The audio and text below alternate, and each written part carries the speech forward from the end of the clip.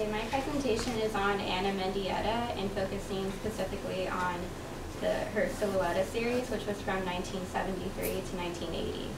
And I thought I would open up with a quote from her.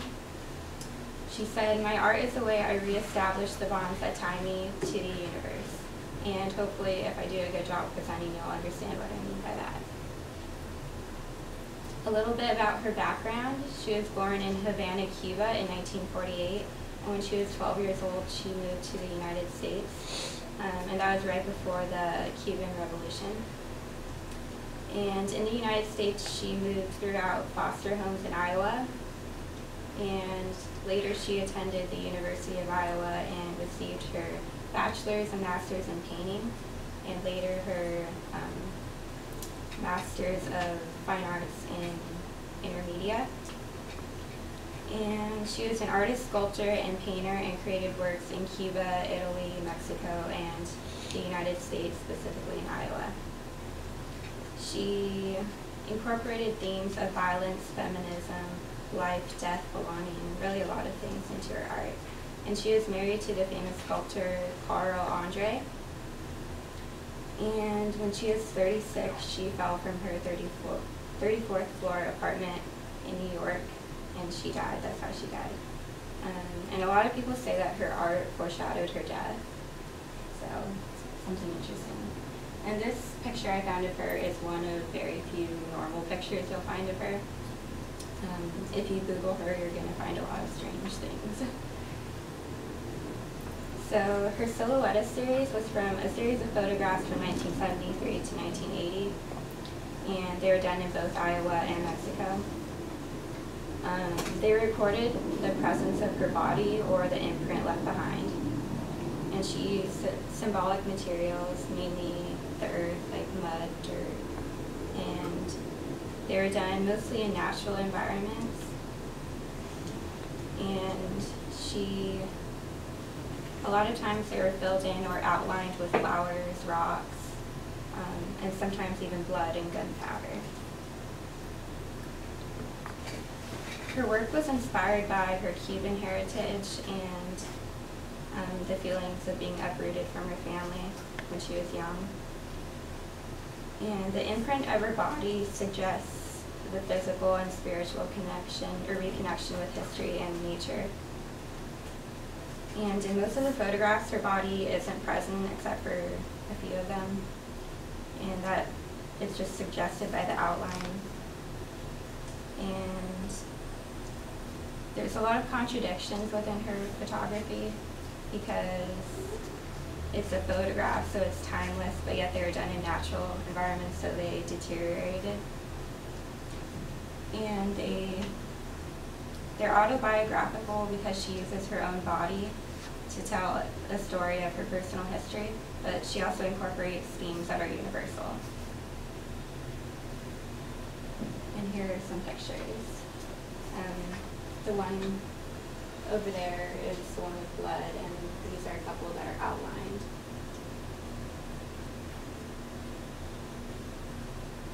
And this is one of the few that her body is actually present, and she covers herself with flowers. And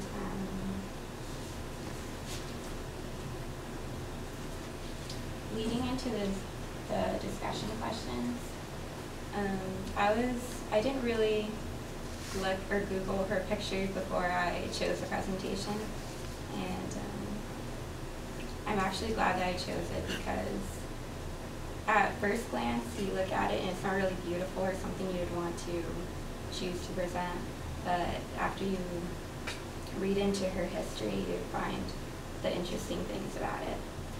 So my first question, thought I'd start off easily. What are your first impressions of these two photographs? They really remind me of graves. Graves. Like coffins, but like natural ones, so it's like more like connected to the earth. And how about like in comparison, because that one on the left, she isn't included, and this one she is, so what do you think that says?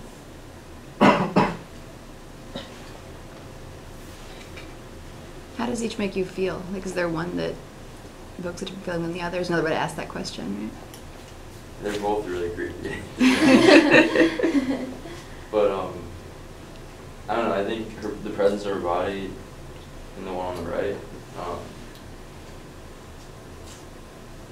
I don't know. If you look at them back to back, it's kind of like she's just going away. Like you can't really. You just decompose. Yeah, and thinking about this, like I didn't really understand what she was trying to do at first, but you can really see what she's trying to bring across. And not only her feelings of being uprooted from her family, but also how that might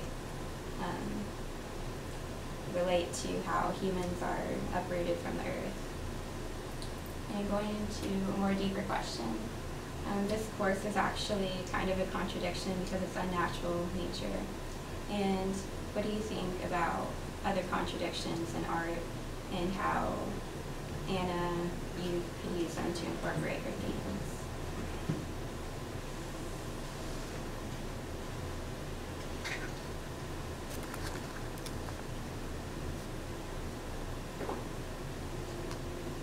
Like I talked about how her photography is autobiographical but also universal. So how do you think she uses that to bring across her themes? Let me try to rephrase it if that's okay, because I think I see what you're saying, and I think it's a really good question.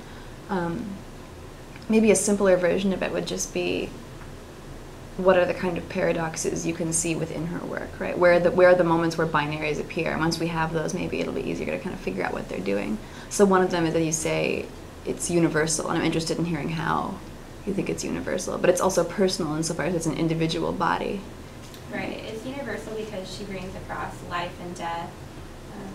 Maybe in the ones where her body isn't present, you kind of relate that more to the death side, and where she is present more to the life. And also being uprooted but also connected.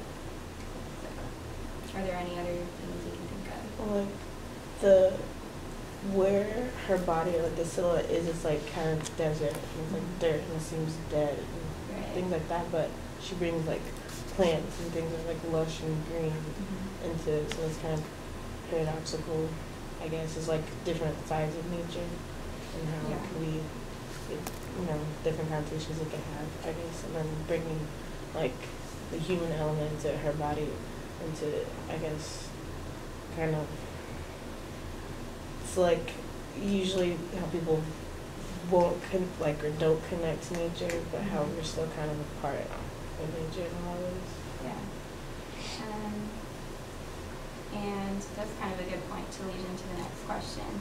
What do you think her silhouettes say about her view of humans and the earth?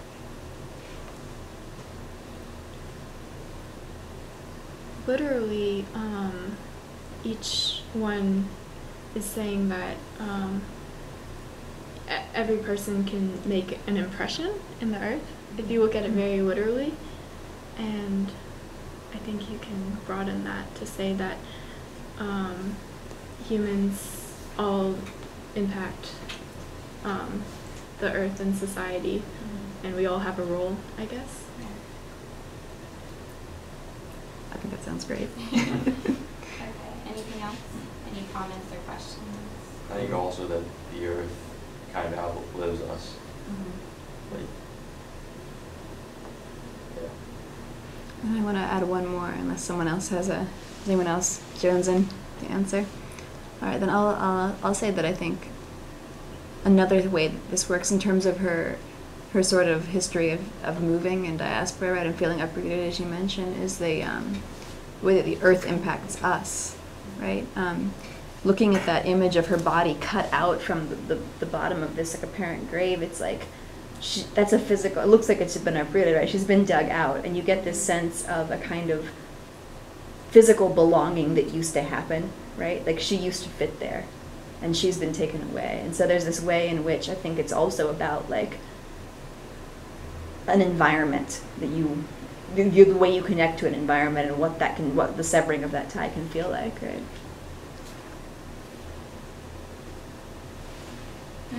Round of applause.